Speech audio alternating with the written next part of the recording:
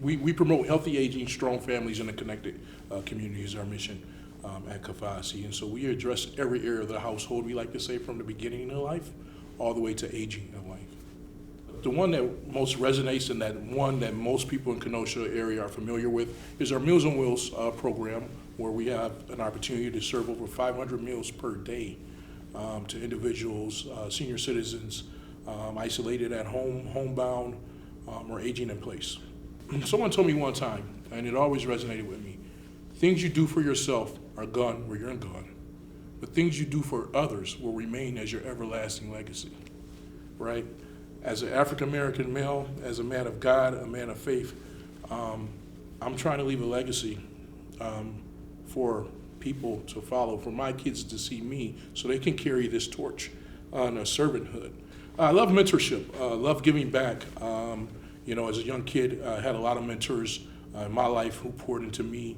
I was statistically probably identified as a young black African male who wouldn't make it out of the community, out of his neighborhood when he was a child. But with leaders and mentors who were in place for me and resources that were in place, I am here today. And so here's an opportunity for me to pay it forward, give back like someone gave into me, and pour into individuals that need pouring into. I think there's a lot of individuals that are yelling out loud and want help, but there may be a lack of resources. Mentorship is a huge resource, and I've been a proud mentor for over 20 plus years.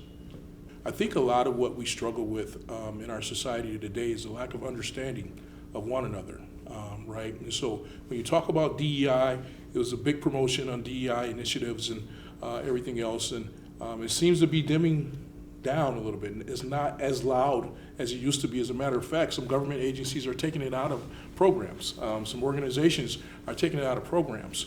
To me, I think that's a huge cause of concern because now we're putting ourselves back to where we were, where there's a lack of understanding of one another, a lack of commitment towards one another, right? Which in turn can impact an entire community, let alone a small agency. More so now than ever, it is so imperative that we find a way to really come together and speak up about these concerns and not speak out. There's a difference, I think, Martin Luther King was a gentleman. What I admired most about Martin Luther King was that he spoke up, right? He didn't speak out. And here's the difference between the two.